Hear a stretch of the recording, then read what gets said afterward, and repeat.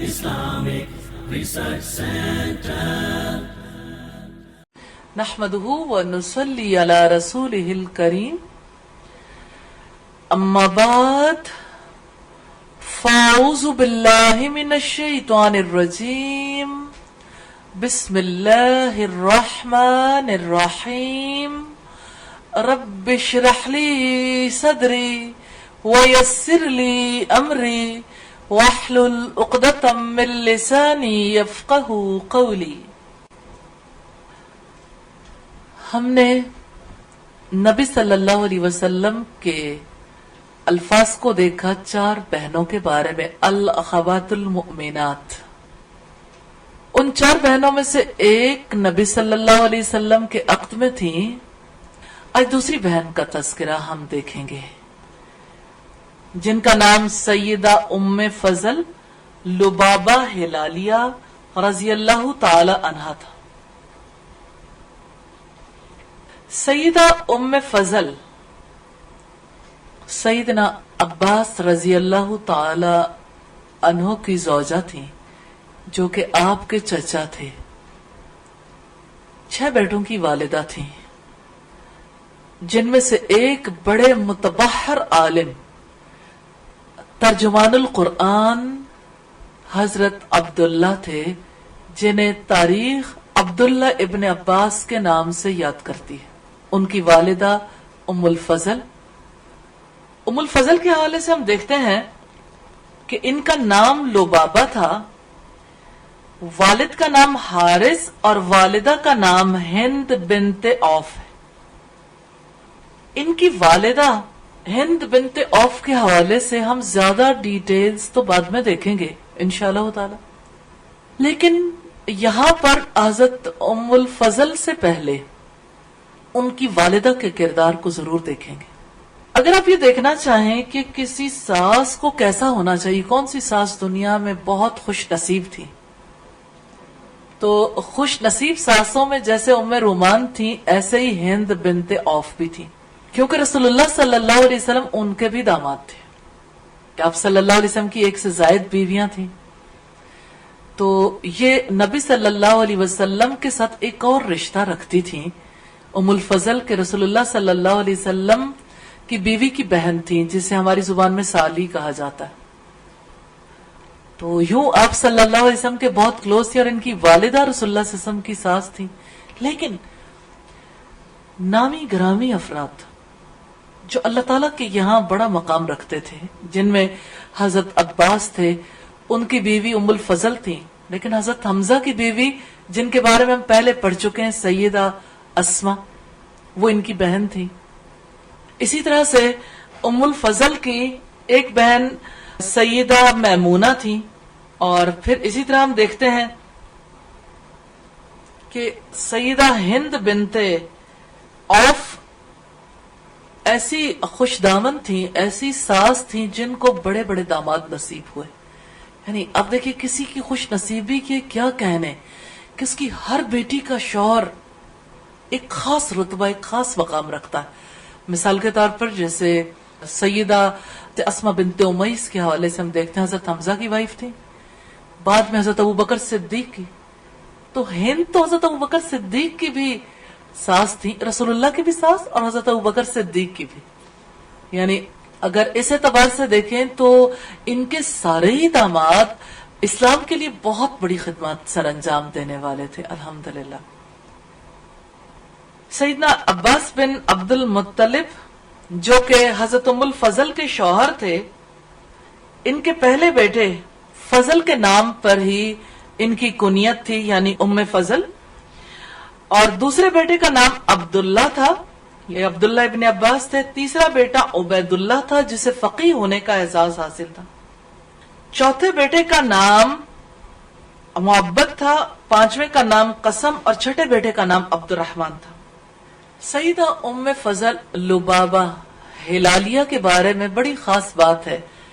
سیدہ خدیجہ کے بعد انہیں اسلام قبول کرنے کا شرف حاصل ہوا، یعنی خواتین میں سے یہ دوسرے نمبر پر ہے. تو آپ اندازہ کر سکتے ہیں کہ ان کا مقام رسول اللہ کی نگاہ میں بھی کیسا ہوگا. اور آپ یہ بھی اندازہ کر سکتے ہیں کہ ان کے دل میں اسلام کی کیسی محبت ہوگی، یعنی بہت مشکل دور میں انہوں نے اسلام قبول کیا تھا. تو حضرت ام فضل کے بارے میں ہم نے دیکھا کہ انہیں ابتدائی دور میں اسلام قبول کرنے کا شرف حاصل ہوا، جس کی وجہ سے انہیں انتہائی مشکلات برداشت کرنی پڑی. کوئی دور ایسا تھا کہ جہاں ام فضل خواتین کی سردار سمجھی جاتی تھی اور حضرت عباس مردوں کے سردار سمجھے جاتے تھے.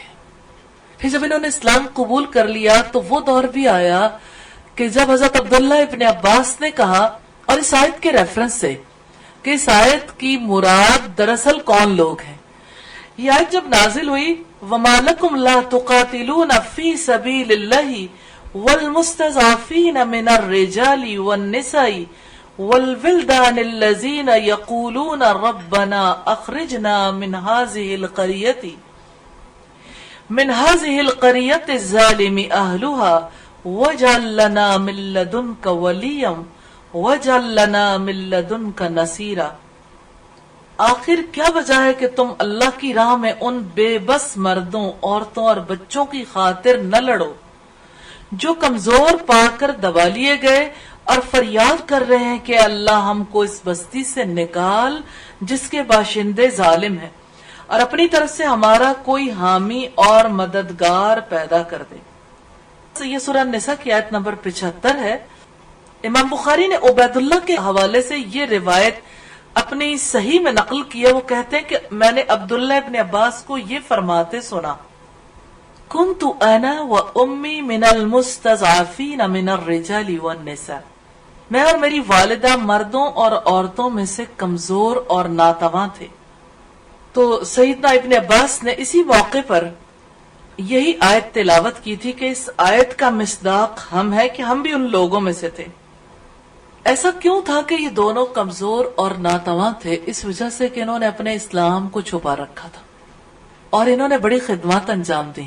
مکہ میں رہتے ہوئے حضرت عباس مسلمانوں کے لیے جاسوسی کیا کرتے تھے، اندر کے حالات کی اطلاع نبی صلی اللہ علیہ وسلم کو دیتے تھے. بہت سے مواقع ایسے تھے جب رسول اللہ کو پتہ نہیں ہوتا تھا کہ اب مکہ والے کس چیز کی تیاریاں کر رہے ہیں.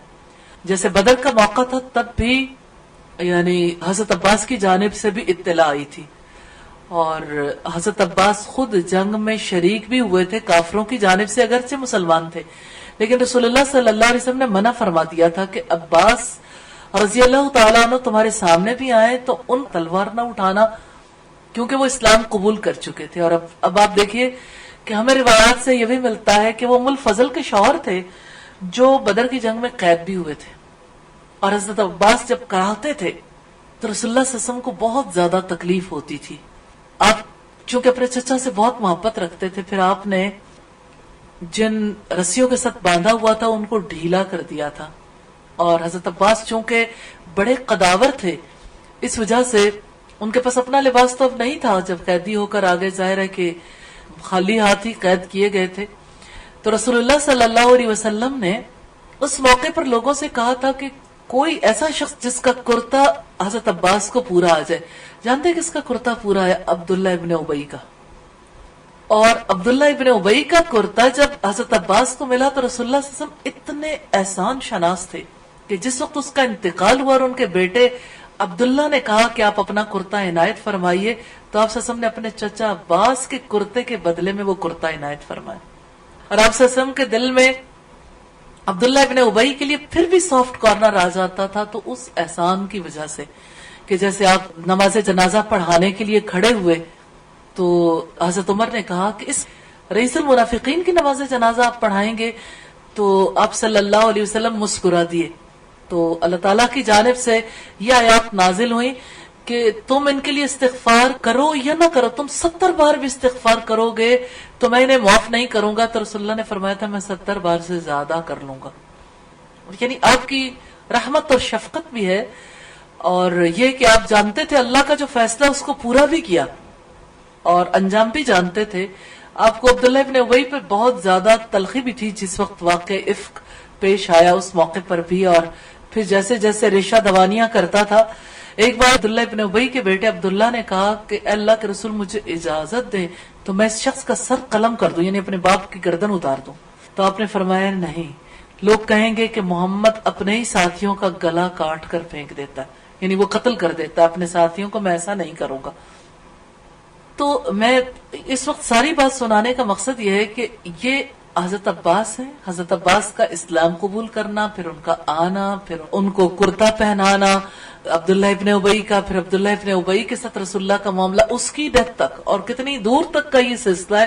اس سے نبی صلی اللہ علیہ وسلم کی شخصیت کے بارے میں بھی ہمیں پتہ چلتا ہے کہ آپ صلی اللہ علیہ وسلم ایک چیز کو کتنی مدتوں تک یاد رکھتے تھے اور پھر اس کا بدلہ چکانے کی فکر بھی کرتے تھے. اس وجہ سے احسانات ایسے نہیں ہوتے جن کو انسان اگنور کر دے، اس احسان کا بدلہ چکانے کی بھی فکر کرنی چاہیے. اور رشتہ داریوں میں اب دیکھیں کہ چچا کی رشتہ داری ہے، باپ کی نہیں، یعنی باپ کی رشتہ داری تو ہے لیکن ڈائریکٹلی باپ کا معاملہ نہیں ہے، چچا کا معاملہ ہے. باپ کو تو زندگی میں دیکھا ہی نہیں تھا، اور یہی وہ چچا ہیں جنہوں نے رسول اللہ صلی اللہ علیہ وسلم سے اس موقع پر کہا تھا جب حجر مکہ کعبہ کی عمارت گر گئی تھی اور سب لوگ پتھر چن چن کے رکھ رہے تھے، تو رسول اللہ جب اٹھا اٹھا کے کندھوں پہ لا رہے تھے تو آپ کے کندھے چھل گئے تھے. تو حضرت عباس نے انہیں مشورہ دیا تھا کہ اپنا تہبند اتارو اور اس جگہ پہ رکھ لو، اور رسول اللہ صلی اللہ علیہ وسلم نے تہبند اتارا تو آپ بے ہوش ہو گئے تھے. لیکن اس سے ہمیں اس تعلق کا پتہ چلتا ہے کہ چچا بھتیجا اس سوسائٹی میں اس کا کیا مقام تھا، رسول اللہ صلی اللہ علیہ وسلم سے جو تعلق تھا وہ کس نوعیت کا تھا. تو ابو لہب رسول اللہ صلی اللہ علیہ وسلم کی بہت زیادہ دشمنی کرتا تھا، لیکن حضرت عباس بے حد رسول اللہ صلی اللہ علیہ وسلم سے محبت کرتے تھے. اور آپ کا سارا گھرانا، اور آپ کو یہ بھی یاد ہوگا یہی ام فضل ہیں لبابہ ہلالیہ رضی اللہ تعالی عنہ، جن کا بیٹا عبداللہ ابن عباس اپنی خالہ میمونہ کے پاس جاتے ہیں. اور وہ حدیث آپ نے یقیناً سن رکھی ہوگی کہ وہ ایک رات اپنی خالہ کے پاس گئے تو انہوں نے دیکھا کہ اللہ کے رسول اور ان کی خالہ اس رخ پہ لیٹے ہوئے ہیں، تو وہ پائنتی کی طرف لیٹ گئے. لیکن بیٹے کے دل میں یہ تمنا تھی کہ میں دیکھوں کہ اللہ کے رسول صلی اللہ علیہ وسلم رات کیسے بتاتے ہیں. یہ بات بڑی امپورٹنٹ ہے، حضرت عبداللہ ابن عباس کے حوالے سے کم اور ام فضل کے حوالے سے زیادہ. تو آپ خود سوچئے 4 سال کا، 5 سال کا، یہ کچھ سالوں کا بچہ یہ سوچے کہ یہ اللہ کے رسول ہیں، پہلی بات، اور یہ رات کیسے گزارتے ہیں. آپ سوچئے اتنے اپنی سوسائٹی کے ذہین ترین افراد کو سوچئے کہ اللہ کے رسول کے بارے میں یہ جذبہ ہے کسی کے دل میں کہ رسول اللہ صلی اللہ علیہ وسلم اپنے دن کیسے بتاتے تھے، ان کی راتیں کیسی تھی. سنتوں کے حوالے سے ایسے کانشیس ہونا. سلام ہے اس ماں پر جس نے اپنے بچوں کی ایسی تربیت کی. حقیقت یہ ہے کہ بچوں کے کردار میں ماؤں کا اثر بولتا ہے، الحمدللہ. تو یہ ام فضل تھیں جنہوں نے اپنے بیٹے کے دل میں رسول اللہ صلی اللہ علیہ وسلم کی محبت جگائی تھی. سچی بات یہ ہے کہ ماں کے کہنے کا اولاد پہ اثر ہوتا ہے، اور ماں جب اولاد کو سکھاتی ہے تو اولاد کے دل میں تڑپ بھی پیدا ہوتی ہے. کچھ عرصہ پہلے کی بات ہے، میرے استاد شیخ سعید بادنجی کی جو شام سے تعلق رکھتے تھے، اللہ تعالیٰ مغفرت فرمائے، اب ان کی ڈیتھ ہو گئی، تو پاکستان آئے. تو ظاہر ہے کہ ایک بڑا خوشی کا موقع تھا اس وقت. اسلامی یونیورسٹی میں ان کا کوئی پروگرام بھی تھا اور ہم یہ چاہتے تھے کہ زیادہ سے زیادہ وقت وہ ہمارے یہاں گزارے. تو گھر پہ یعنی بار بار کسی نہ کسی حوالے سے کوئی نہ کوئی سلسلہ، کبھی کوئی پروگرام رکھ لیتے تھے، کبھی کھانا، کبھی کچھ اور، یعنی ان کا میکسیمم ٹائم ہمارے ساتھ گزرے. تو میں اپنے بچوں کو بتاتی بھی تھی کہ وہ کیسے ہیں، کس طرح کے ان کے کام ہیں. تو میرا چھوٹا بیٹا احمد جو ہے اس کو اتنا زیادہ شوق تھا، جب کبھی وہ ان کے پاس بیٹھتا تھا تو وہ اپنے ساتھ بٹھانا چاہتے تھے. وہ کہتے تھے نہیں، میں آپ کے گھٹنوں پہ ہاتھ رکھ کے یہاں بیٹھوں گا نیچے. یہ 4 یا 5 ایئرس کا ہوگا اس وقت. تو ان کے پاس بیٹھتا تھا، پھر ان سے سوال کرتا تھا. الحمدللہ مثال کے طور پر جیسے اس نے سوال کیا تو مجھے خود بھی بہت حیرت ہوئی اس کی ذہانت پر. الحمدللہ ایک سال اس نے یہ کیا کہ سفر میں 2 رکعت نماز ہوتی ہے اور جمعے کی نماز بھی 2 رکعت ہوتی ہے. تو جب 4 رکعتیں کم کرتے ہیں تو وہ بھی 2 ہو جاتی ہیں، یعنی قصر میں. تو مغرب کی نماز 3 رکعت کیوں ہوتی ہے اور مغرب کی نماز کم کریں تو پھر 2 رکعت کیوں نہیں ہوتی؟ تو وہ ہر وقت حدیث کے حوالے سے جب سوال کرتا تھا تو بالآخر شیخ نے اسے کہا اے نادر بخاری، اللہ تعالیٰ اس کے حق میں یہ بات پوری کرے، لیکن یہ ہے کہ ایسا نہیں ہے کہ اس کا سلسلہ ہمیشہ پھر ویسا ہی رہا ہو، کیونکہ ماحول کے بہت گندے اثرات بھی مرتب ہوتے ہیں، جیسے اسکولز، کالجز میں، یونیورسٹیز میں لوگ پڑھتے ہیں. لیکن میں نے یہ دیکھا کہ شیخ کی یہ بات آج بھی اس پر ایسے اثر انداز ہوتی ہے کہ وہ اپنی باقی باتوں کو بھول کے اس ماحول میں پہنچتا ہے. الحمدللہ. تو یہ ماؤں کا کام ہے کہ وہ اپنے بچوں کے دلوں میں علماء کے لیے، اپنے بچوں کے دلوں میں بڑی شخصیات کے لیے محبت پیدا کرے، کیونکہ وہ دراصل ان کی محبت نہیں ہوتی، وہ دراصل اللہ تعالیٰ ہی کی محبت کا ایک حصہ ہے. کیونکہ وہ جو نصیحت کریں گے، نصیحت اس کے بغیر کیسے قبول کی جا سکتی ہے؟ کوئی محبت نہ کرے اور اس کو کوئی نصیحت کرے اور وہ قبول کر لے. تو یہ محبت ہی کا سلسلہ ہے جس کی وجہ سے ایک فرد کی بات کو انسان قبول کرتا ہے، نیکی کی بات کو پھر اللہ تعالیٰ کے ساتھ رشتہ جڑ جاتا ہے. الحمدللہ. تو ہم بات کر رہے تھے ام فضل کی، کہ ام فضل کیسی ماں تھی کہ جنہوں نے اپنے بیٹے کے دل میں ایسی محبت جگائی کہ وہ راتوں کو رسول اللہ صلی اللہ علیہ وسلم کے طرز عمل کو جانچنے کے لیے، دیکھنے کے لیے، اس کو اپنانے کے لیے بےتاب تھا. رسول اللہ صلی اللہ علیہ وسلم بیدار ہوئے، یہ عبداللہ ابن عباس ہی کہتے ہیں، اور آپ بیدار ہوئے تو عبداللہ بھی بیدار ہو گئے. آپ نے وضو کیا، پیچھے انہوں نے بھی وضو کیا. آپ نماز کے لیے کھڑے ہوئے تو وہ بھی نماز کے لیے کھڑے ہو گئے. جب وہ نماز کے لیے کھڑے ہو گئے تو بائیں طرف کھڑے ہو گئے. تو آپ صلی اللہ علیہ وسلم نے پیار سے ان کا کان پکڑا اور ان کو پکڑ کر اپنی دائیں طرف کر دیا، کہ جب جماعت ہوتی ہے تو اس میں اگر 2 لوگ ہوں تو دائیں طرف کھڑے کرتے ہیں، امام کے دائیں طرف ہوتا ہے جو مقتدی ہوتا ہے. تو یہی عبداللہ ابن عباس ہیں، ان کی اس روایت کو بھی قبول کیا گیا جو 5 برس کی عمر میں انہوں نے روایت کی، حدیث کی روایت کرتے تھے. حالانکہ آپ جانتے ہیں کہ حدیث کی روایت کو قبول کرنے کے لیے بڑا کڑا سٹینڈرڈ ہے، بہت زیادہ یعنی چیزوں کو پرکھا جاتا ہے. تو یہ جس کی ماں ام فضل، جس کی خالہ ام المومنین، اور جس کے خالو رسول اللہ صلی اللہ علیہ وسلم، اور دوسری طرف ان کا رشتہ رسول اللہ صلی اللہ علیہ وسلم سے کیا تھا؟ رسول اللہ صلی اللہ علیہ وسلم کے چچا زاد بھائی تھے. اور پھر جس کی نانی ہند بنت عوف تھیں، اور پھر ان کے کتنے رشتے تھے. یعنی اگر ان کے رشتہ داریاں دیکھیں ام فضل اور ان کے بچوں کی، تو حضرت ابوبکر صدیق کے ساتھ رشتہ داری ہے، حضرت حمزہ کے ساتھ رشتہ داری ہے، پھر اسی طرح سے رسول اللہ صلی اللہ علیہ وسلم کے ساتھ ایک تعلق ہے. حضرت عباس کے ساتھ تعلق کی وجہ سے خود رسول اللہ صلی اللہ علیہ وسلم کے ساتھ اتنا گہرا یعنی تعلق ہے. شجرہ نسب آپ کا اور رسول اللہ صلی اللہ علیہ وسلم کا شجرہ نسب ایک ہے. الحمدللہ.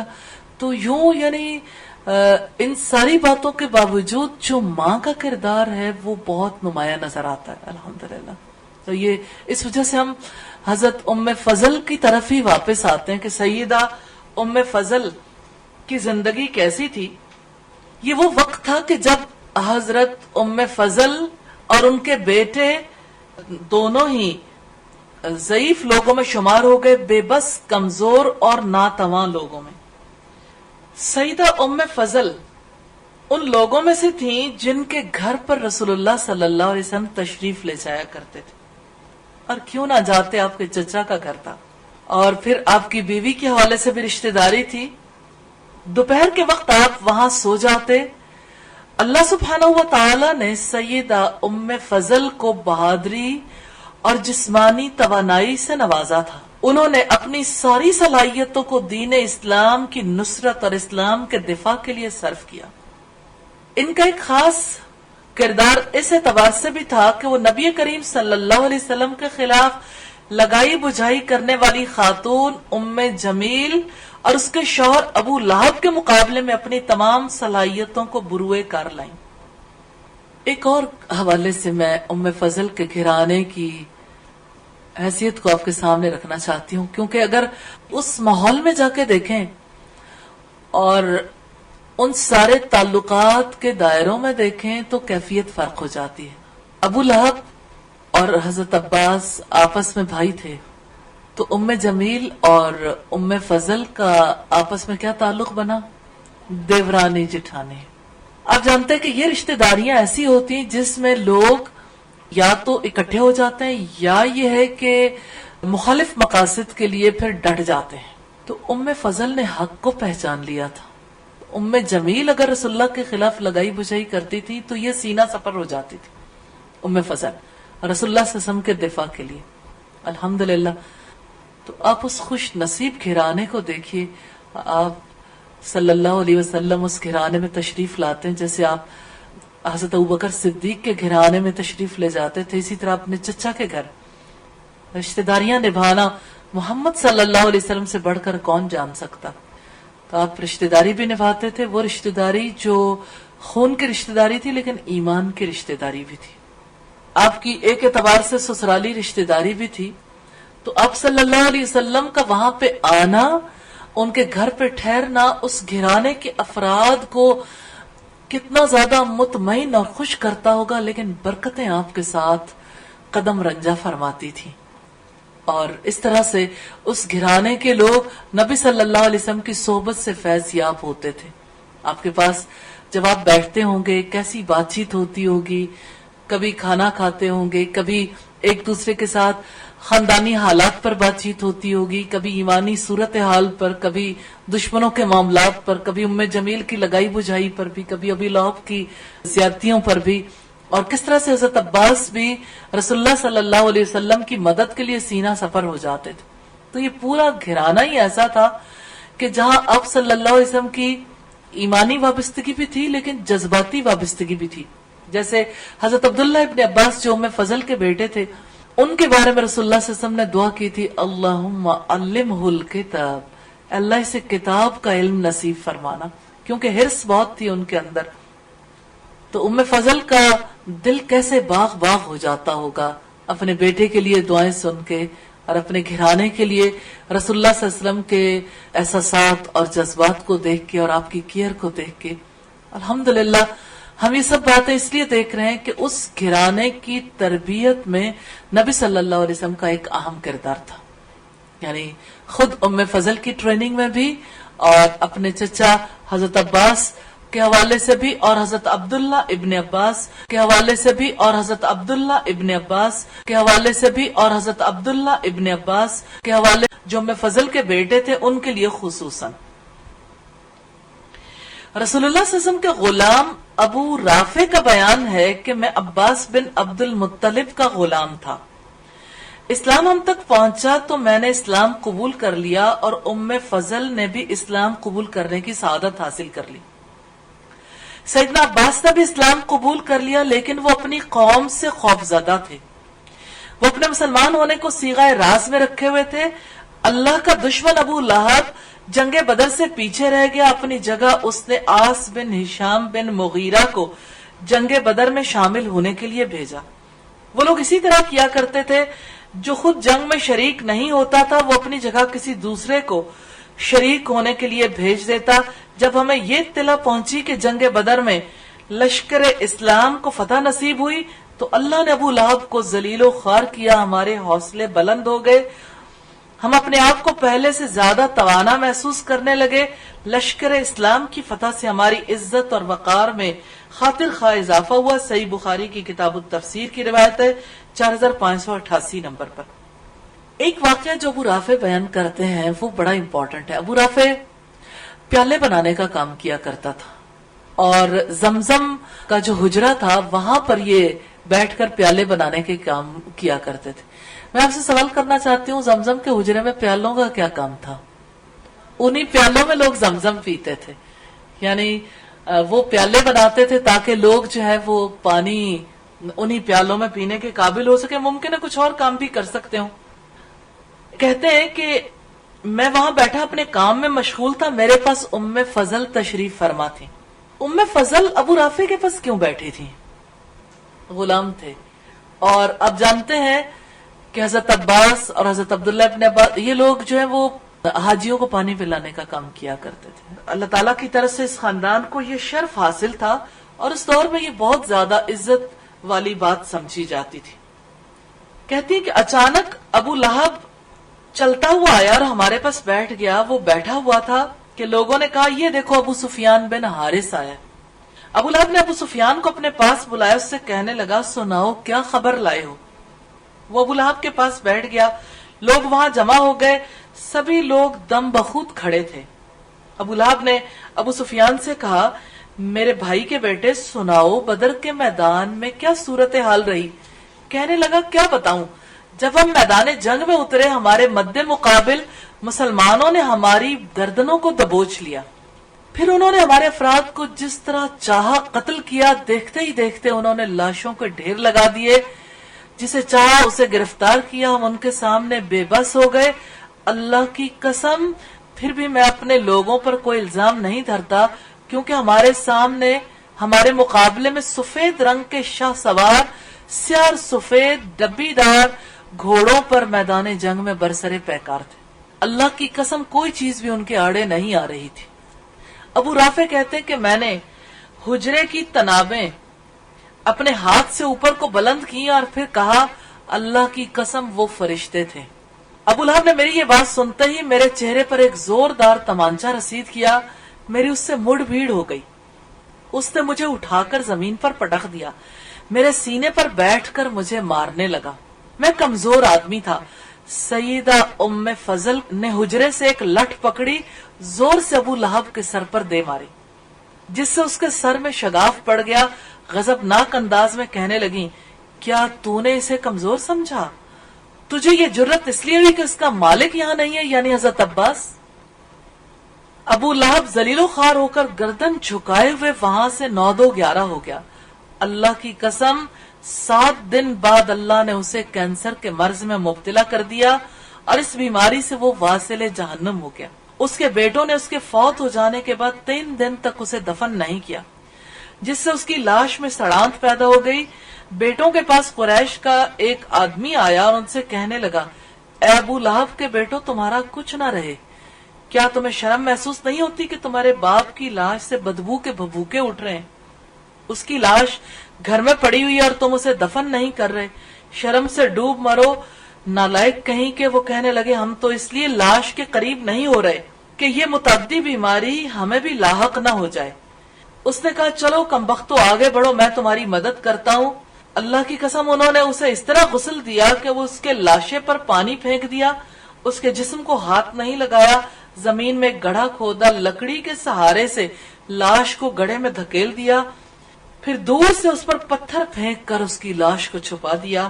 اس طرح ابو لہب اپنے برے انجام کو پہنچا. سیرت ابن ہشام کی روایت ہے 310 نمبر پر. لیکن اس میں جس واقعے میں اصل بات ہے وہ ام فضل کا کردار ہے. ابو لہب تو اپنے مقام کو پہنچا, لیکن ابو لہب کی بیماری کے پیچھے دیکھیے ام فضل کا لٹ ہمیں نظر آتا ہے کہ اللہ نے اسی کو سبب بنا دیا. اس کا سر پھٹ گیا اور پھر وہ کینسر ہی کے مرض میں مبتلا ہو گیا. بیماری اس کی بگڑ گئی اور اسی بیماری سے وہ جاں بحق ہو گیا. سیدہ ام فضل حضرت عباس کے عقد میں تھیں اور مسلمان ہو چکی تھیں, لیکن کچھ ایسی باتیں ہیں جس کے بارے میں لوگوں کا خیال ہے کہ شاید حضرت عباس اسلام نہیں لائے تھے, یعنی جس دور میں وہ قید ہو کر آئے مسلمان نہیں تھے. اس کے لیے کچھ دلائل دینے اس حوالے سے ضروری ہیں کہ ام فضل کا کردار نمایاں نہیں ہوتا جب تک سیدنا عباس کے بارے میں یہ واضح نہیں ہو جاتا کہ آیا وہ مسلمان ہو گئے تھے یا نہیں. کیونکہ ظاہر ہے کہ ایک گھرانہ ہے نا, جس گھرانے کے اندر ہم ایک کردار کو دیکھ رہے ہیں, سیدہ ام فضل کے کردار کو. تو ایک عورت کیا ایک کافر شوہر کے ساتھ رہ رہی تھی؟ کیا اس عورت کا اس کے ساتھ رہنا درست تھا؟ تو اس وقت تک ایسے احکامات تو موجود نہیں تھے, لیکن کیا اس کے اثرات ان پر پڑے تھے؟ کیا وہ دونوں باہمی ہمانگی کے ساتھ محبت کے ساتھ جی رہے تھے تو کفر اور اسلام اکٹھے رہ سکتے ہیں؟ اس لیے اس بارے میں دیکھنا ضروری ہے کہ حضرت عباس آیا مسلمان ہوئے تھے یا نہیں. عقبہ ثانیہ کے موقع پر کچھ لوگ مدینہ منورہ سے رسول اللہ سے ملنے کے لیے آئے تو سیدنا عباس رسول اللہ کے ساتھ تھے, تاکہ انصار سے اپنے بھتیجے کے حق میں اس بات کی تائید حاصل کر لیں کہ جب وہ ہجرت کر کے مدینہ منورہ جائیں تو وہ لوگ آپ کی بھرپور مدد کریں گے. عقبہ میں یہ ملاقات رات کی تاریکی میں خفیہ تھی. قریش کے جاسوسوں سے بچنے کا پورا اہتمام کیا گیا تھا. اگر سیدنا عباس مشرک ہوتے تو رسول اللہ انہیں اہم ترین موقع پر اپنے ساتھ جانے کی دعوت نہ دیتے. ایک مشرک پر رسول اللہ بھلا کیسے اعتماد کر سکتے ہیں؟ مشرکوں کا تو کوئی اعتبار نہیں ہے. مسند احمد کے حوالے سے ہمیں یہ روایت ملتی ہے کہ حضرت عباس اس معاہدے میں شریک تھے. دوسری بات یہ کہ جب رسول اللہ مدینہ منورہ میں قیام پذیر ہو گئے تو سیدنا عباس نے ایک بااعتماد شخص کے ذریعے سے آپ کو خط بھیجا جس میں یہ اطلاع دی کہ قریش مکہ جنگ بدر کی بھرپور تیاری کر رہے ہیں، ان کے عزائم بہت خطرناک اور وہ رسول اللہ اور ان کے ساتھیوں کو صفحہ ہستی سے مٹا دینا چاہتے ہیں. یہ اسد الغابہ کی روایت اور الاصابہ فی تمییز الصحابہ کی. اگر سیدنا عباس مسلمان نہ ہوتے تو قریش کی جنگی تیاری کے بارے میں رسول اللہ کو مطلع کرنے کی انہیں کیا ضرورت تھی؟ وہ مسلمان ہو چکے تھے. انہوں نے رسول اللہ کی طرف خط دے کر ایک قابل اعتماد شخص کو بھیجا تاکہ آپ بھی ان کے مقابلے کے لیے تیاری کر لیں. پھر اسی طرح سے نبی کریم صلی اللہ علیہ وسلم نے اپنے صحابہ کو یہ حکم دیا کہ میدان بدر میں اگر عباس تمہارے سامنے آ جائے تو اسے قتل نہ کرنا. تو اس سے پتا چلتا کہ سیدنا عباس جنگ میں شریک ہوئے تھے اور مسلمان ہونے کا نبی صلی اللہ علیہ وسلم کو علم تھا اور وہ اس قافلے میں رہتے ہوئے مشرکین مکہ کی جاسوسی کا کام سر انجام دے رہے تھے.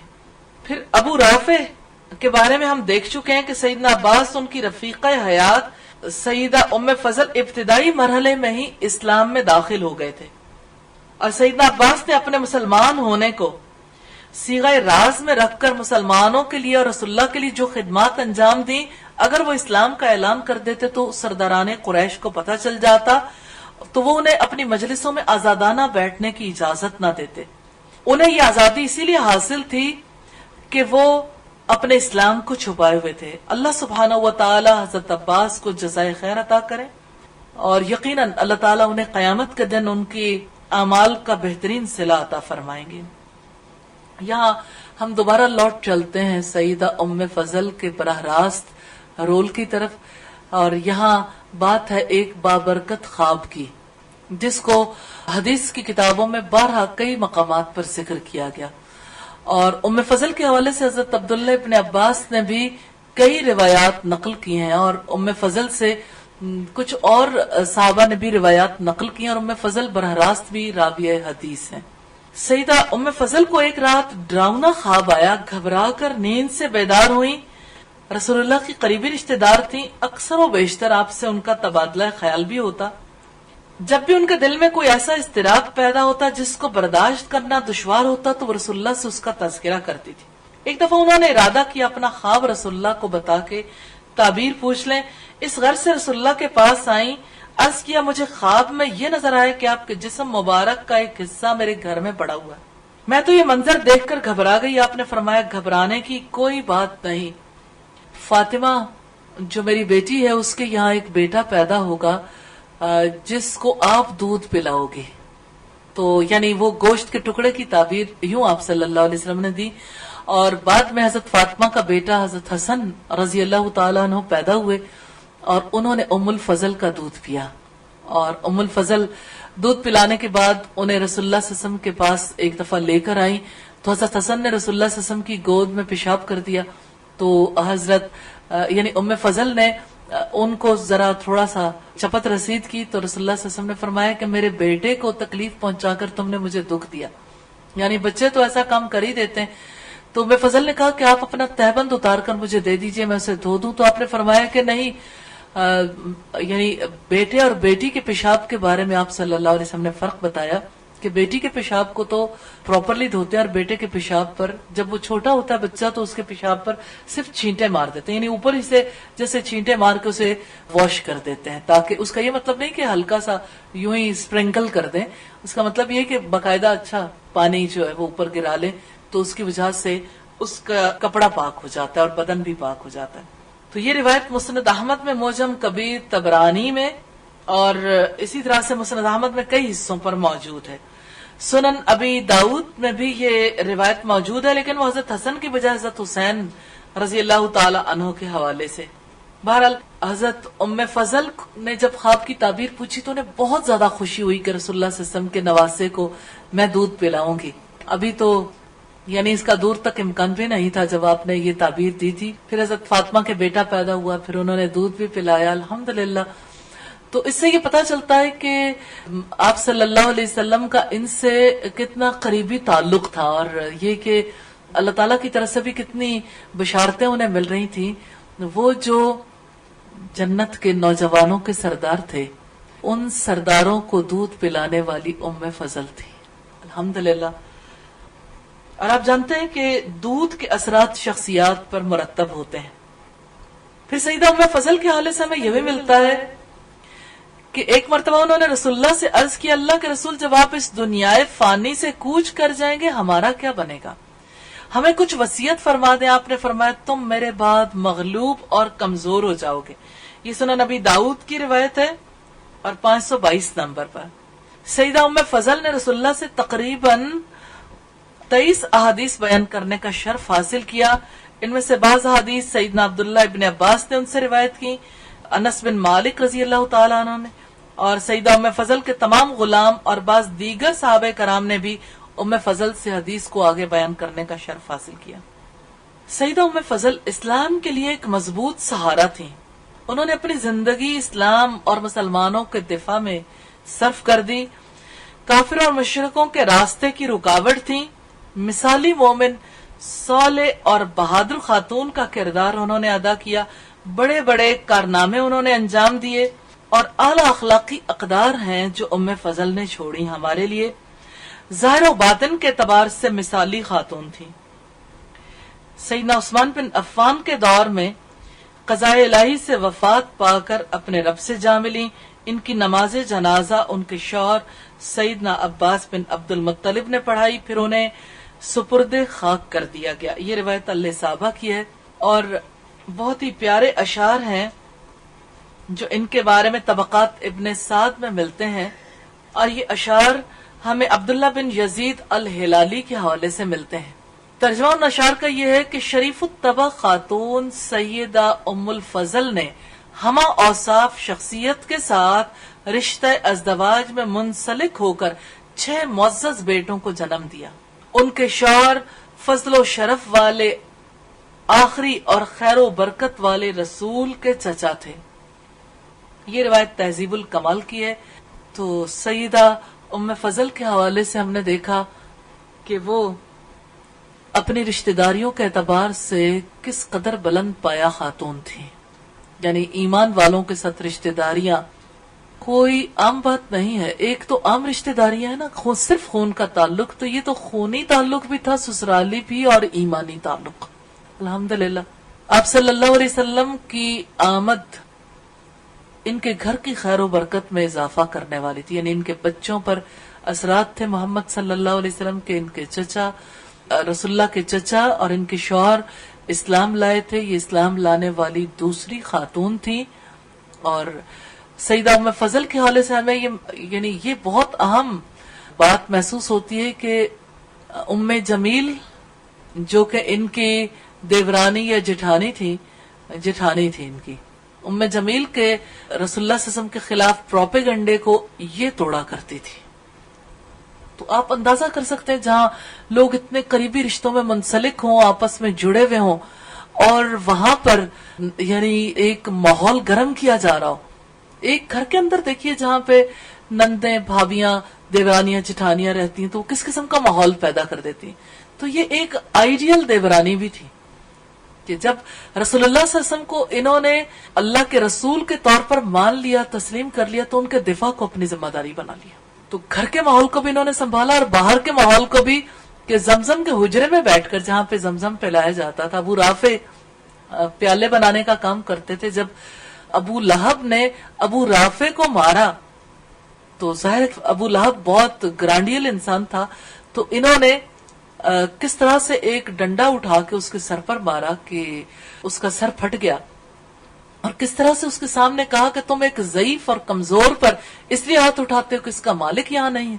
یعنی یہ مت سمجھنا کہ اگر مالک نہیں ہے تو اس کا کوئی دفاع نہیں کر سکتا. اس سے آپ اندازہ کر سکتے ہیں کہ وہ کس طرح سے اپنی بہادری کا مظاہرہ موقع پہ کیا کرتی تھی. تو اگر سے ہمیں ان کے لیے یہ الفاظ بھی ملتے ہیں کہ عبداللہ ابن عباس کی روایت سے کہ میں اور میری والدہ کمزور، ناتواں اور بے بس مسلمانوں میں سے تھے، لیکن ان کی کمزوری کو آپ اس سوسائٹی کے اندر دیکھیں تو یہ اپنی کمزوری کا پورا اظہار بھی کر رہے تھے. تو اسلام کے دشمنوں کے سر پھاڑنے میں ام فضل کا بھی بڑا اہم کردار ہے الحمدللہ. تو ام فضل کو ہم دیکھتے ہیں بحیثیت بیوی کے تو شوہر کے ساتھ معاون اور مددگار ہیں، بحیثیت بیٹی کے دیکھتے ہیں اور بحیثیت بہن کے دیکھتے ہیں تو اپنی بہن کے ساتھ کتنا قریبی تعلق تھا. اپنے بیٹے کو اپنی بہن کے گھر بھجواتی تھی تاکہ ان کے شوہر سے یہ کچھ سیکھ کے آئیں. یہ بڑی اہم باتیں ہیں. نارملی اگر آپ ہمارے یہاں دیکھیے تو خالوؤں سے سیکھنے کے لیے کوئی نہیں بھیجتا. اگرچہ رسول اللہ صلی اللہ علیہ وسلم چچا زاد بھائی بھی تھے، لیکن عمومی طور پر مائیں آڑے آ جاتی ہیں رشتوں اور تعلقات میں. مائیں اپنی مرضی کے مطابق بچوں کو چلاتی ہیں. تو جس کو اسلام کی حقیقت سمجھ آ جاتی ہے کس طرح اسلام سیکھنے کے لیے وہ بچوں پر مہربان ہو جاتی ہے. تو یہ بچوں پر رحمت، اپنے بچے پر رحمت تھی کہ وہ سیکھنے کے لیے انہیں بھیجتی تھی. اور رسول اللہ صلی اللہ علیہ وسلم کی محبت حضرت عبداللہ ابن عباس کے دل میں جیسے پیدا کی، اس کا ثبوت بھی ہمیں ملتا ہے. یقیناً باقی بچوں کے دل میں بھی اسی طرح انہوں نے رسول اللہ صلی اللہ علیہ وسلم کی محبت پیدا کی ہوگی. اور آپ کو حجۃ الوداع میں ایک منظر شاید حدیث کی کتابوں میں آپ نے پڑھا ہو یا سنا ہو، اور حجاب کے احکامات کے حوالے سے آپ لوگوں میں سے بہت سے لوگ جانتے بھی ہیں اس حکم کو، کہ رسول اللہ صلی اللہ علیہ وسلم جب حجۃ الوداع میں مختلف مقامات پر لوگوں کو نصیحت کر رہے تھے، اس موقع پر فضل بن عباس آپ کے پیچھے بیٹھے ہوئے تھے. ایک عورت آپ سے کوئی حکم پوچھنے کے لیے آئی حج کا، تو فضل بن عباس انہیں غور سے دیکھنے لگے تو ان کا منہ آپ نے دوسری طرف پھیر دیا تھا. لیکن ایک طرف یہ ہے کہ بچوں کی تربیت کرنا یہ سب کی ذمہ داری ہے مشترکہ. غلطیاں سب سے ہو جایا کرتی ہیں، لیکن چونکہ اسلام سے پہلے ان چیزوں کی حفاظت نہیں ہوتی تھی، نظروں کی حفاظت کرنی نہیں سکھائی جاتی تھی، تو رسول اللہ صلی اللہ علیہ وسلم خود اپنا کردار ادا کرنے والے تھے اس موقع پر. لیکن میں جس چیز کی طرف توجہ دلانا چاہتی ہوں وہ یہ کہ آپ صلی اللہ علیہ وسلم نے انہیں اپنے پیچھے بٹھا رکھا تھا. محبت، اگرچہ وہ چچا کے بیٹے بھی تھے، لیکن دوسری طرف ام فضل کے بیٹے یعنی آپ کی سالی کے بیٹے بھی تھے، اور ام فضل سے جو ایمانی تعلق تھا پر دوسری ایمان لانے والی خاتون تھی. تو ان کے بچوں کے ساتھ جو تعلق محمد صلی اللہ علیہ وسلم کا تھا اس کو ہم اگنور نہیں کر سکتے کہ اس تعلق کو بنوانے میں ام فضل نے جو کردار ادا کیا. تو الحمدللہ اسلام کو اسی طرح آج بھی سیکھا جا سکتا ہے. صرف ہمارے دور کے لوگ اسلام کتابوں سے سیکھنا چاہتے ہیں. حقیقی اسلام شخصیت سے آتا ہے. جو لوگ اسلام برتتے ہیں، کیونکہ شخصیت کا اثر لمحوں میں ہوتا ہے اور کتاب کا اثر عمر میں بھی بعض اوقات نہیں ہوتا. عمر گزر جاتی ہے. کتنی باتیں جو کتابوں سے آپ نے پڑھ رکھی ہیں لیکن قبولیت نہیں آتی، اور اگر قبولیت بھی آئے تو عمل کرنے کا پتہ نہیں چلتا. تو جب انسان قریب رہتا ہے، ساتھ رہنے سے کتنی چیزوں کا انسان کو نفع نصیب ہوتا ہے الحمدللہ. اب دیکھیے قریب رہنے والوں میں حضرت بلال بھی تھے، حبشی غلام تھے. حضرت ابوبکر صدیق نے آزاد کیا تھا. رسول اللہ صلی اللہ علیہ وسلم کے گھریلو امور انجام دیا کرتے تھے. پھر آپ نے حضرت بلال کے قدموں کی چاپ اپنے آگے آگے جنت میں سنی. یہ اسلام سیکھنے کی بات ہے کہ اسلام کس طرح سے سیکھتے ہیں. یقیناً قریب رہنے والے لوگ جب دیکھتے ہیں کہ کوئی کس طرح کی زندگی بسر کرتا ہے تو ان کے دلوں میں بھی اس کام کے لیے، اس صالح عمل کے لیے محبت پیدا ہوتی ہے. اس طرح سے صالحیت انسان سیکھتا ہے. اور ہم یہ دیکھتے ہیں کہ امام احمد بن حنبل کے بارے میں ایک صاحب کہتے ہیں کہ میں نے ان سے 20 برس آداب سیکھے، اخلاق اور آداب، اور پھر 30 برس علم حاصل کیا. پھر 30 برس. ہمارے یہاں لوگ سمجھتے ہیں اچھا 1 سال 1.5 سال، اور وہ بھی 1 گھنٹے کے لیے 2 گھنٹے کے لیے، بس ہمیں اسلام آ گیا. تو اسلام کو سیکھنا تبھی ممکن ہے جب انسان پریکٹیکلی سیکھے، ورنہ تو کتاب سے پڑھ کر تو ایسے ہی ہے جیسے کوئی ریسیپی پڑھ کے. میں نے ایک بہت ہی پیارا افسانہ پڑھا ایک دفعہ. بڑی اچھی اصلاحی کہانیاں بھی آتی ہیں مختلف میگزینز میں. تو ایک رسالہ جس کا نام بطول ہے، بچپن میں ہم اس سے پڑھ رہے تھے. تو اس میں اپن نیر بانو نے ایک کہانی لکھی تھی لائیو زندہ، یعنی جیسے اپنی کسی چیز کو سمجھانا چاہ رہی تھی کسی بارے میں. مجھے پوری سٹوری تو اس وقت یاد نہیں ہے، لیکن یہ ضرور یاد ہے کہ انہوں نے بتایا کہ ہم کسی کے یہاں گئے تو بچی کھانا بنانے کی کوشش، رشتہ دیکھنے کے لیے یا ویسے گئے تو بچی جو ہے وہ کھانا بنانے کی کوشش کر رہی تھی. اس نے ہمیں پتا چلا کہ اس نے کالج آف ہوم اکنامکس سے پڑھا ہے اور اس نے امور خانہ داری میں بڑی ڈگری حاصل کی ہے. تو جب کھانا آیا تو ہم حیران و ششدر رہ گئے، یہ کس نوعیت کا کھانا ہے. تو میں نے بچی سے پوچھا کہ آپ نے کھانا کیسے بنایا، تو اس نے بتایا کہ میں کھانا بنا رہی تھی تو جب میں نے ریسیپی جو ہے وہ یعنی اس کے مطابق بنانا شروع کیا تو پیج الٹ گیا، تو اگلے پیج پہ کسی اور چیز کی ریسیپی تھی. اور ریلی اسلام کو برتتے ہوئے بھی ایسے ہی پیج الٹ جاتے ہیں، یعنی لوگ اپنی مرضی کے مطابق، پھر اپنے فہم کے مطابق، اپنے پرسپشن کے مطابق اسلام کا ایک نیا ورژن اختیار کر لیتے. اس دور میں لوگوں کے اندر جو حقیقی اسلام تھا وہ اس لیے کہ وہ رسول اللہ سے سیکھتے تھے، ایک ماحول کے اندر رہ کے، ایک گرین ہاؤس کے اندر رہ کے اسلام کو سیکھتے تھے، اور وہ ایک دوسرے سے نہیں، خود رسول اللہ صلی اللہ علیہ وسلم سے، تاکہ کسی قسم کی غلطی کا امکان نہ رہے. اور اب دیکھیں کہ لوگ انتظار کرتے رہتے تھے، جیسے ام فضل کہتی ہیں کہ کاش میں اپنے خواب کو پہلے پوچھ لیتی، کاش میں اپنے خواب کو پہلے پوچھ لیتی، کاش میں اپنے خواب کو پہلے پوچھ لیتی، کاش میں اپنے خواب کو پہلے پوچھ لیتی. لیکن اپنی الجھنوں کا حل، اپنے جو بھی معاملات ہوتے تھے اس کا جواب رسول اللہ صلی اللہ علیہ وسلم سے لیتے تھے. کیا ام فضل حضرت عباس سے حل نہیں تلاش کر سکتی تھی؟ حضرت ابوبکر صدیق سے پوچھ لیتی. اچھا حضرت عمر سے نہیں پوچھ سکتی تھی؟ کیا وہ رسول اللہ صلی اللہ علیہ وسلم کے تربیت یافتہ نہیں تھے؟ ان چیزوں پر ضرور غور کیا کریں کہ اصل رہنمائی کہاں سے ملنے والی. جب آپ اس چیز کو سمجھ جائیں گے تو آپ کے لیے اسلام کی حقیقت کھلنی شروع ہو جائے گی، پھر آپ حقیقی اسلام اپنانا شروع کریں گے انشاءاللہ. تو ہم نے ام فضل کے حوالے سے بہت سی چیزیں دیکھی ہیں الحمدللہ. ان کا زندہ مثالی کردار ایک سسرالی زندگی میں بھی، اور پھر یہ ہے کہ اپنی بہنوں کے خاندان میں بھی، اور اپنے بچوں کے حوالے سے بھی، اور یہ ہے کہ بچوں کو اسلام سکھانے میں بھی اور تعلقات نبھانے میں بھی. اللہ تعالیٰ سے دعا ہے اللہ تعالیٰ ان پر اپنی رحمتیں نازل فرمائے، انہیں اپنے جوار رحمت میں جگہ دے، اور اللہ تعالیٰ انہیں اپنے پاس اچھے مہمان کی صورت رکھیں اور ان کے درجات بلند فرمائے. کوئی چیز جو ام فضل کا کردار سے آپ نے سیکھی ہو، خاص چیز؟ جی میم یہ کہ آپ کے معاملے میں صنف نازک کے جو بہادری اور شجاعت جو ہے وہ ایک قابل تقلید مثال ہے ہمارے لیے الحمدللہ. الحمدللہ. میں نے یہ بات سیکھی ہے کہ جو ذہن میں الجھنے ہوں ان کا بر وقت فوراً جو ہے ان کو پوچھنا چاہیے، اور انشاءاللہ آپ سے پوچھیں گے. دیورانی اور جٹھانی کے تعلق میں نے وہ سیکھا کہ اگر جٹھانی حق پر نہیں ہے تو اس کے بارے میں سٹینڈ لیا جا سکتا ہے انشاءاللہ. لیکن یہ معاملہ ایسا نہیں ہے کہ جس میں عام معاملات میں اس طرح کا معاملہ شروع ہو جائے. یہ تو رسول اللہ صلی اللہ علیہ وسلم پر الزام تراشی اور آپ کے خلاف پروپیگنڈے کی ایک مہم تھی نا، تو اس مہم کو سیدہ ام فضل اس کا دفاع کرتی تھی الحمدللہ. جی میم مجھے جو ان کی بات بہت اچھی لگی ہے وہ سب سے پہلے کہ وہ جو دوسرے نمبر پہ انہوں نے اسلام قبول کیا، دوسری عورت تھی جنہوں نے اسلام قبول کیا، اور پھر ان کے رشتے بہت خوبصورت رشتے تھے.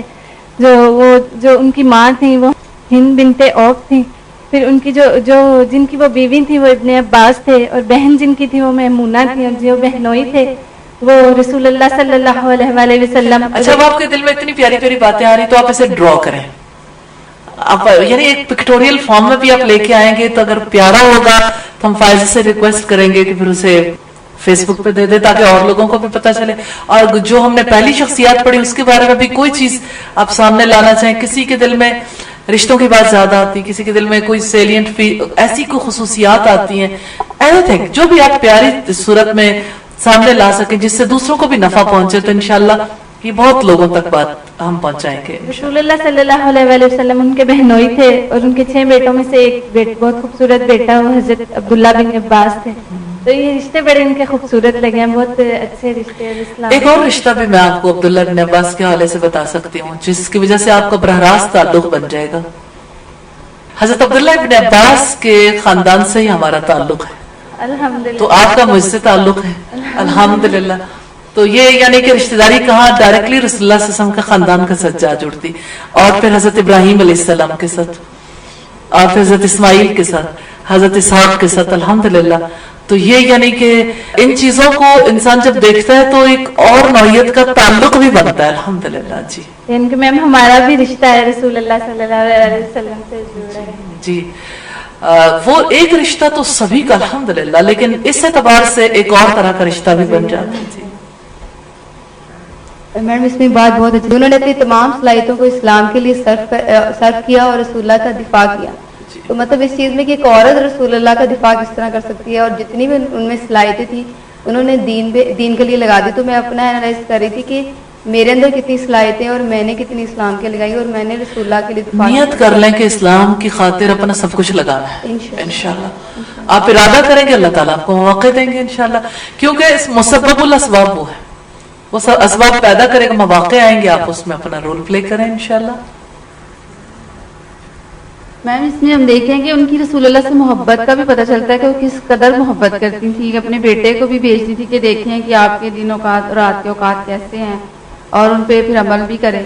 तो इस सिलसिले में हमें भी देखना है कि हम अल्लाह के नबी से कितनी मोहब्बत करते हैं उनको सामने रखते हुए। और इस चीज़ में मैं जब देखती हूँ कि मैं आपसे पढ़ रही हूँ तो आज रिश्तेदारी का भी तस्करा हुआ, तो मैं बहुत सारा अल्लाह का शुक्र अदा करती हूँ कि अल्लाह ने जिंदगी में आपसे पढ़ने का मौका दिया, और इस तरह अल्लाह के नबी से एक ताल्लुक मज़ीद मजबूत हुआ। जी बेटा, फिर आपको और बहुत सारी शख्सियत नजर आएंगी उस शजरे में जिनका बड़ा रोल रहा है इस्लाम को फैलाने में, अल्हम्दुलिल्लाह अल्हम्दुलिल्लाह जी।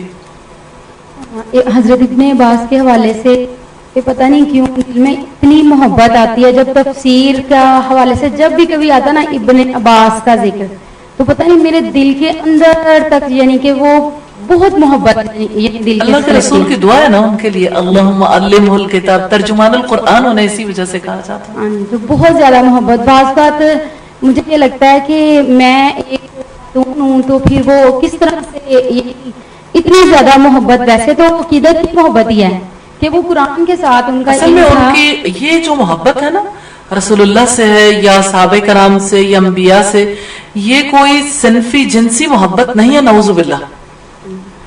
ये जो शख्सियत से मोहब्बत है दरअसल उनके गोश्त पोस्ट से मोहब्बत नहीं है, उनके नुकूश से नहीं है, दरअसल उनके अमाल से मोहब्बत है। मैंने खुल के इसलिए अल्फाज इस्तेमाल किए कि इसके बाद कोई उलझन बाकी ना रहे। जज़ाकल्लाह, मुझे बड़ी उलझन होती थी लेकिन मुझे बहुत मोहब्बत है और मेरा दिल चाहता है। हम दुआ करते हैं या अल्लाह हमें जन्नत में रसूलुल्लाह की रफाकत नसीब कर दे। अब रफाकत के लिए अगर आप आमतौर पर सोचें तो अच्छा हम रसूलुल्लाह के सामने जाएंगे हिजाब करेंगे, तो हिजाब दुनिया के लिए है, अच्छा फिर मर्दों और औरतों का इख्तिलाफ होगा, तो ये तो दुनिया की पाबंदी है, वहां पर तो इन सारी चीजों से पाक होकर जाएंगे इंशाल्लाह।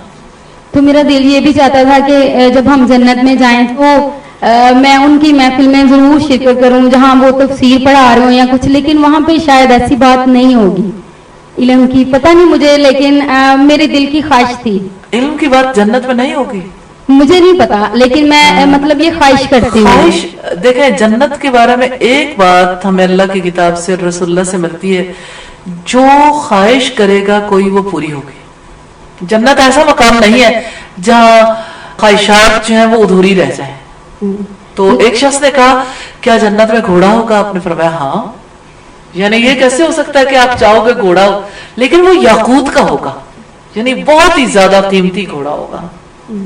जज़ाकल्लाह। और मुझे बड़ी खुशी हुई है कि आपका भी लिंक जो है उसी खानदान से है, मुझे बड़ी मोहब्बत है यानी कि उनके इल्म की वजह से। इल्म की वजह से असल चीज तो वही है ना, इल्म और अमल। मैं तो अभी देर से आई थी, तो जितना मैंने सुना उसमें मुझे जो चीज़ अपील की है वो ये है कि उन्होंने अपनी रिश्तेदारी को तरजीह नहीं दी। एक कमज़ोर गुलाम के लिए उन्होंने इतना बड़ा स्टैंड लिया। वो अगर उनके वो ये कितनी गहरी बात है, यानी आप ये देखें, इस पर हमने किसी ने बात नहीं की کہ جس کے خلاف انہوں نے ایکشن لیا تھا وہ ان کا جیٹ تھا. جیٹ کے معاملے میں لوگ نارملی تھوڑا دب جاتے ہیں کہ اب میں کیا کہوں, میری رشتہ داری میں فرق آتا ہے. تو چونکہ آپ کے ایکسپیرینس میں یہ چیزیں زیادہ آتی رہتی ہیں اس لیے آپ نے الحمدللہ باریک بات نوٹ کی ہے. ہاں جی, کیونکہ کمزور لوگوں کا ساتھ لوگ نہیں دیتے, اپنی رشتہ داری کو زیادہ ترجیح دیتے ہیں. اگر اس وقت تو غلامی کا دور تھا, اب ملازموں کے ساتھ بھی اگر کوئی بڑا کوئی بدتمیزی کر جائے تو میرا نہیں خیال کہ کوئی کسی بھی خاندان کی کوئی عورت آگے آ کے ان کا ہاتھ روک. ہاں الحمدللہ میں روک لیتی ہوں, اللہ کی رحمت سے. الحمدللہ, صحیح, شکر ہے اللہ کا. جی ہاں جی.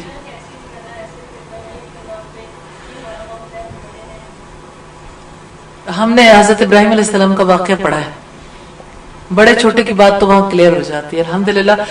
جب کوئی کہتا ہے نا کہ بڑا ہے, اس کو دلیل چاہیے ہوتی ہے. دلیل دیں گے, جب مثالیں دیں گے, پھر دلیل یاد ہونی چاہیے. پھر آپ جب یاد نہیں ہوتی نا ایگزیکٹ ورڈز, ایگزیکٹلی وہ ورڈز یاد نہیں ہوتے, پھر ادھر ادھر کی بات اثر انداز نہیں ہوتی. پھر اب اگر آپ دلیل دے رہے ہیں اور آپ قرآن کھول رہے ہیں, ایسے ہی کسی موقع پر یا ابت لا تعبد الشیطان موضوع ہی چھیڑ لیں. اچھا, ابراہیم علیہ السلام نے اپنے والد سے کیوں کہا تھا, وہ تو بڑے تھے, کیا بڑوں سے, اپنے شوہر سے یا اپنے باقی بڑوں سے سوال کر لیں کہ کیا بڑوں کو دین کی دعوت دی جا سکتی ہے, تو مسئلہ ہی حل ہو جائے گا. مطلب اس کو ضروری نہیں کہ جھگڑ کے حل کریں, ان کو ہی منصف بناتے ہیں. اگر وہ حق فیصلہ نہ کریں تو خود آگے بڑھ کے پھر اس بارے میں بات کر لیں. تو آپ کیا اس ماحول میں اپنے آپ کو رکھ کے دیکھتی ہیں, کیا فیل کرتی ہیں کہ کیا ایسی بات کہی جا سکتی ہے؟ ایسا ماحول تو پیدا ہو جاتا ہے بہت دفعہ. جی ہم نے دیکھا تھا نا سیدہ ام رومان حضرت ابوبکر صدیق کی بیوی تھی, اور جب سب سے پہلے مرد حضرت ابوبکر تھے جنہوں نے اسلام قبول کیا تھا. تو ہم نے آج دیکھا کہ یہ جو تھی جن کے بارے میں آج ہم نے پڑھا ہے وہ دوسرے نمبر پہ ایمان لے کے آئی تھی. تو میرے ذہن میں یہ آ رہا تھا کہ حضرت ابوبکر نے جب اپنی بیوی کو اسلام کی دعوت دی, انہوں نے قبول کر لیا تھا, تو یہ پھر دوسرے نمبر پہ. جی انہوں نے قبول کیا تھا. لگتا ہے ایسے کہ بس جو ہی آئے تھے تو انہوں نے فوراً دعوت دی, فوراً قبول کر لیا. نہیں, ایسا نہیں تھا. جب انہوں نے بہت زیادہ پٹائی کی تھی اہل مکہ نے, تو حضرت ابوبکر صدیق جب گھر آئے تو ام جمیل بھی ساتھ تھی, ام رومان کے. اس وقت وہ مومن نہیں تھی, ابھی تو حالات اپنے ہی سازگار نہیں تھے, ذاتی حالات سازگار نہیں تھے کہ جا کے وہ گھر والوں کو بتاتے کہ اصل معاملہ کیا ہے. ابھی تو وہ اپنے اس چیز سے باہر نہیں نکل پا رہے تھے. اور یہ آپ کو یاد ہے کہ جس وقت حضرت ابوبکر صدیق نے یہ دعوت دی تھی انہیں کہ میں رسول اللہ صلی اللہ علیہ وسلم کے دعوت و ارشاد کی ذمہ داریوں کو پورا کرتا ہوں, یعنی جو آپ نے دعوت و ارشاد کا کام کرنا اس میں ساتھ دیتا ہوں, کیا آپ میرا ساتھ دو گی؟ تو اس کا مطلب یہ کہ بات بہت آگے بڑھ گئی تھی, یعنی ابھی کافی دیر گزر گئی تھی بیچ میں. بہت زیادہ ٹائم پہ نہیں گزرا ہوگا لیکن کچھ نہ کچھ وقت ضرور گزر چکا تھا. جی تو ام رومان اور ام فضل کے بارے میں یعنی آپس میں اس سوال نے کلیئرٹی کر دی کہ ام رومان کے مقابلے میں ام فضل پہلے ایمان لانے والی تھی, اور پھر اس کا حدیث سے ہمیں ثبوت ملتا ہے الحمدللہ, ہمیں ثبوت ملتا ہے الحمدللہ, ہمیں ثبوت